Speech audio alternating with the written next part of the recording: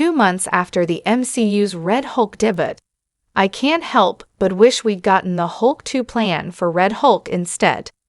The Marvel Cinematic Universe debuted Red Hulk 2 months ago, causing me to realize that the original Incredible Hulk 2 plan for the character would have been better for him.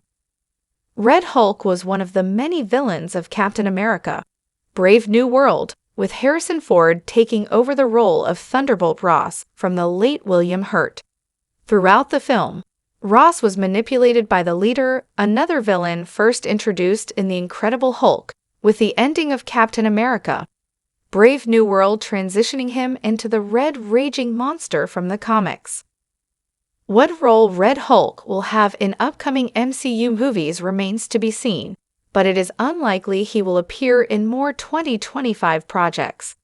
Moreover, the future of the MCU is set with Avengers: Doomsday's story and its sequel, Avengers: Secret Wars, throwing Red Hulk's future into even more doubt.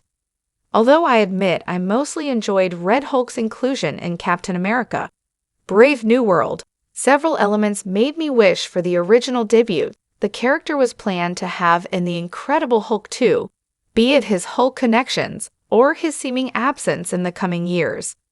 As I have alluded to, Captain America: Brave New World did well with the character of Red Hulk.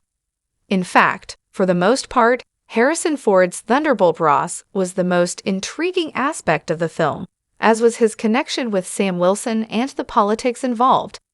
When Ross began to Hulk out, the film included some fantastic action sequences that made for the most exciting in the overall disappointing MCU movie.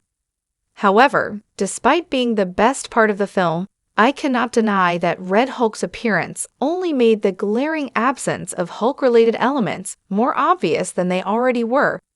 This was not aided by the inclusion of the Leader, another of Hulk's iconic comic book villains.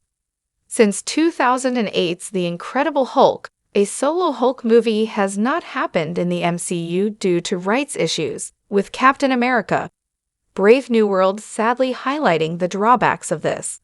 The villains mostly worked, but they only highlighted how Hulk stories have been absent from the franchise. To further rub salt in the wounds, the director of The Incredible Hulk, Louis Leterrier, revealed in 2023 that a sequel to the film would have involved Red Hulk. While he did not go into details, Leterrier told Variety that there was Grey Hulk, Red Hulks, there was a lot of good stuff that we were planning. This was before Marvel opted not to create more Hulk films, given that Universal would take a large cut of the profits and control distribution, with Thunderbolt Ross' transition into Red Hulk seemingly planned much earlier.